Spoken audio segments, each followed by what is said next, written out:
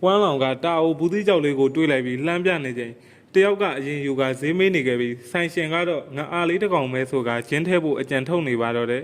ဘူးသီးကြောက်က1000နဲ့ရောင်းမယ်ဆိုကပြောလိုက်ပေမဲ့ရှာရန်ကကျိုးကိုယူကအပေါက်ဝကအကွဲရလေးကိုပြလိုက်ပြီးကျိုးစုပ်ကိုတုံပြီးကာထားတယ်ဆိုကကျိုးကိုဖြုတ်ယူပြီးမတန်ကြောင်ပြောနေတာကြောင့်ဝမ်းလောင်ကသူ့ကိုပြကြည့်ဖို့ပြောလိုက်ပါတယ်ရှာရန်ကတော့ကျိုးကမှတကယ်ရတနာပဲဆိုကတေချာသိမ်းထားလိုက်ပြီးအရင်ဘဝတုန်းကသူ့ညမကစုံမိသားစုကောင်းဆောင်ဆုံးထံကခေါ်သွားပြီးတစိပ်ပြားကိုယူပြီးတွေးရစ်ပူတော်မှုပါလုပ်ခဲ့တဲ့အတွက်တေချာပေါက်ပြန်လက်စားချင်မယ်ဆိုကဆုံးဖြတ်လိုက်ပါတယ်ဝမ်းလောင်ကဘူးသီးကြောက်ကရတနာပစ္စည်းပဲဆိုပြီးပြောနေတာကြောင့်စုံထန်လဲဝယ်ဖို့ပြင်နေတုန်းရှာရန်ကရောက်လာပြီးနှုတ်ဆက်တာကြောင့်စကားပြန်ပြောပြီးနှုတ်ဆက်နေခဲ့ပါတယ်ရှာရန်တို့မိသားစုမှာအမွေနှစ်တစိပ်ပြားရှိတယ်ဆိုတဲ့အကြောင်းသူကြားခဲ့တယ်လို့ပြောကခဏနေကြရင်တွေးဖို့ပြောတဲ့အတွက်ရှာရန်လည်းအစဉ်ပြေကြောင်းပြန်ပြောလိုက်ပါတယ်ပြီးတဲ့နောက်အတန်ကြဲကြဲနဲ့ပတ်စံချမ်းသာတဲ့စုံတန်ကဘာလို့ဘူးစည်းကြောက်အဆုပ်လေးကိုဝယ်တာလဲဆိုကတန်မိုးရှိလို့လားဆိုပြီးအော်ပြောနေတာကြောင့်ဘေးလူတွေလည်းကြားပြီးအလူရက်လာကအပြိုင်ဆိုင်ဈေးခေါ်နေတာကြောင့်ဆိုင်ရှင်လည်းဈေးအမြင့်ဆုံးပေးသူကိုရောင်းမဲ့အကြောင်းပြောလိုက်ပါတယ်ဒီလိုနဲ့ဈေးကဆက်တင်ရဲ့နောက်ဆုံး1000နံကို3,900ပေးရတဲ့အတွက်စုံတန်လည်းအတော်ပြုတ်သွားခဲ့ရပါတယ်ရှာရန်ကတခါထက်ရောက်လာပြန်ပြီးအမွေနဲ့တသိပ်ပြားကိုသိကျင်တာလားဆိုပြီးထပ်မေးတာကြောင့်စုံထန်းလဲဟုတ်ကြောင်းပြောပြီးပြနိုင်မလားဆိုပြီးမေးတဲ့အတွက်ထုတ်ပြလိုက်တာကြောင့်ဝမ်းလောင်ကရှေးအောင်အမွေနဲ့ပဲဆိုကကန်ကြီးလို့ရမလားဆိုပြီးမေးတဲ့အတွက်မိသားစုအမွေနဲ့ဖြစ်တဲ့အတွက်ဒီအတိုင်းပဲမပြနိုင်ကြောင်းပြောတဲ့အခါစုံထန်းကဘလို့လုံးရင်ပြမှာလဲဆိုပြီးမေးတဲ့အတွက်10မိနစ်ကြည့်ရင်1000ဆိုပြီး9မိနစ်အတွက်9000တောင်းကစကန်ဖတ်ဖို့ကျူအာကုတ်ပါပေးလိုက်ပါတယ်ဆုံးထန်းကငွေလွှဲတဲ့အတွက်9မိနစ်ကြည့်ခွင့်ပေးပြီးသူကတော့စားစရာရေဘူးတလိမ့်ဆန်မှမကြမ်းအကျဉ်းတောင်ထဲမှာဝယ်စုထားဖို့အဆင်ပြေလားဆိုပြီးမေးတဲ့အတွက်မြေကွေးမလေးကလည်းအဆင်ပြေကြောင်းပြောနေပြီးရှာရန်ကပတ်စံပြောင်းအောင်အကုန်ဝယ်လိုက်ပါဝယ်ပြီးတဲ့အခါ9မိနစ်ပြည့်တဲ့အတွက်ထက်ကြည့်အောင်မလားမေးတဲ့အခါဆုံးထန်းကတစိပ်ပြားကိုရောင်းနိုင်မလားဆိုပြီးမေးလိုက်တဲ့အတွက်ရှာကြောင်းပြောပြီးတခွန်းသေး10တန်းတောင်းလိုက်တာကြောင့်ဆုံးထန်းတို့လည်းမျက်လုံးပြူးသွားရခြင်းရှာရန်ကပြန်ယူပြီးတစိပ်ပြားကအမွေနှစ်ပစ္စည်းဖြစ်ပြီးလက်ဆင့်ကမ်းလာတာကြာနေပြီဖြစ်တဲ့အတွက်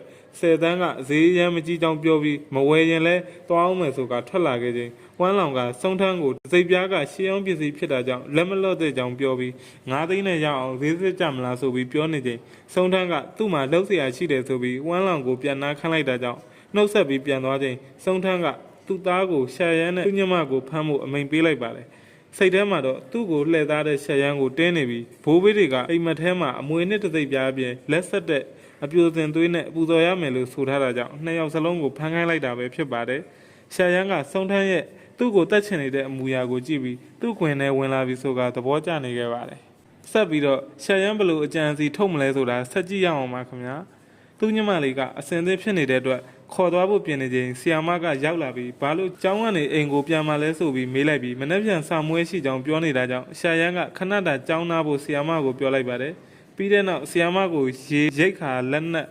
ဆေးဝါးတွေစုဆောင်းထားဖို့ပြောလိုက်ပြီးအဲ့ထဲမှာတော့အရေးကြီးဆုံးကရှန်ချင်းဆေးလုံးဖြစ်ပြီးများများဝယ်ထားဖို့အကြံပေးပြီးထွက်လာခဲ့ပါတယ်ဆီယာမကတော့ကြောင်တောင်နဲ့ဖြစ်ကကြံနေခဲ့ပြီးရှောင်းရင်အဆင်ပြေပါစေလို့ပဲဆူတောင်းပေးလိုက်ပါတယ်အိမ်ကိုပြန်ရောက်တော့ရှောင်းရင်ကအကြောင်းရင်းကိုမေးကြည့်တဲ့အခါကိစ္စကြီးဖြစ်ပွားတော့မှဖြစ်တဲ့အတွက်ကာကွယ်ပေးမယ်ဆိုကအကျဉ်းတောင်တစ်စိပ်ပြားကိုလေဘဲမှာဆွဲပေးလိုက်ပါတယ်ဆက်ပြီးသူပြန်မလာမချင်းဘယ်သူဖွင့်ခိုင်းတကားမဖွင့်ဖို့မှာပြီးထွက်လာကပထမဆုံးတာဝန်ဖြစ်တဲ့ပတ်စံရှာဖို့စတင်มาတော့တယ်ရှာရန်ကသူ့စော်လေးရဲ့အခန်းစီရောက်တဲ့အခါစော်လေးကရှာရန်ရဲ့တငယ်ချင်းနဲ့ဖုန်းပြောနေပြီးကျောင်းမှာရှောင်းရင်ကပျောက်သွားတဲ့အတွက်မေးကြည့်တဲ့အခါအိမ်မှာရှိနိုင်ကြောင်းသူ့ထင်မြင်ချက်ကိုပြောပြနေခဲ့ပြီးဆုံးရှစ်ကျွန်းကရှာရန်ကိုအချိန်ဆွဲဖို့ပြောပြီးဖုန်းချလိုက်ပါတယ်ဒီလိုနဲ့ရှာရန်စီလာပြီးဖျားရောက်နေပေမဲ့ရှာရန်ကခါခါတူတူညင်းပြစ်နေပြီးဝေဝေးနေဖို့ပြောကအိမ်ချမ်းမြေစာချုပ်ကိုယူပြီးအိမ်ရောက်မယ်ဆိုကပြောသွားခဲ့ပါတယ်ရှာရန်မှာအိမ်ရှိလို့ကက်နေတဲ့စော်လေးကအတင်းလိုက်လာခဲ့ပေမဲ့လည်းရှာရန်ကယွမ်1 သန်းနဲ့ဝယ်မလားဆိုပြီးမေးလိုက်ချိန်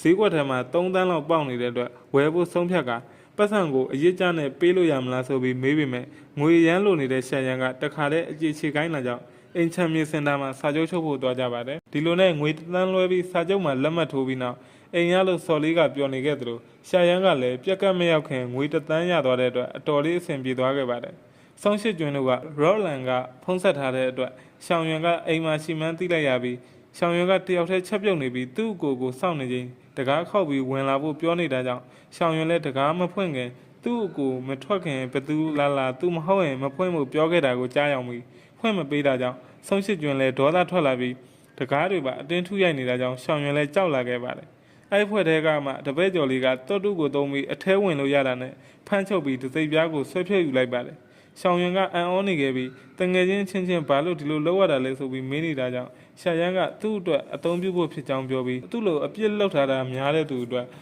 သူ့အစားအပြစ်တွေကိုခံပေးဖို့အချိုးသက်ပြီးပေါင်းထားတာဖြစ်ကြောင်းဆက်ရှင်းပြလိုက်ပါတယ်တပည့်တွေကတဏှာစိတ်တွေများပြီးကောင်မလေးကိုစမ်းသက်ကြည့်ကြမလားဆိုပြီးပြောနေတာကြောင့်ဆုံးရှစ်ကျွန်းကစမ်းသက်ဖို့ပြောလိုက်ပြီးတပည့်တွေအနာကလာတာနဲ့တသိပြားစီကမိန်းကလေးအတန်ကထွက်ပေါ်လာပြီးအကုန်လုံးရဲ့အမြင်အာရုံကိုဖမ်းထားပြီးကောင်မလေးတွေနဲ့ပျော်မွေ့အောင်လှုပ်ပေးလိုက်တာကြောင့်အကုန်လုံးအထီးအတွေ့မှာမျောနေကြပါတော့တယ်ကောင်မလေးတွေကအသားတုံးလှီးပြီးကျွေးလာကြောင်းစားလိုက်ပြီးအရသာခံနေချိန်ကို့အသားကိုပြန်စားရတာကောင်းလားဆိုပြီးမိန်းကလေးကမေးလိုက်တာကြောင့်အသိစိတ်ဝင်ပြီးတေချာကြည့်မှသွေးရည်ကန်အဖြစ်ပြောင်းနေပြီးတကယ်ငရန်ကန်မှန်သိလိုက်ရပါတယ်တကယ်တော့အကုန်လုံးကသုတကြီးရဲ့အမြင်အာရုံလှည့်စားမှုတွေမှာမျောလွင့်နေပြီးကိုယ့်ဘာသာလှည့်စားခံရမှန်းသိချိန်မှာအကုန်လုံးကနောက်ကျနေခဲ့တာပဲဖြစ်ပါတယ်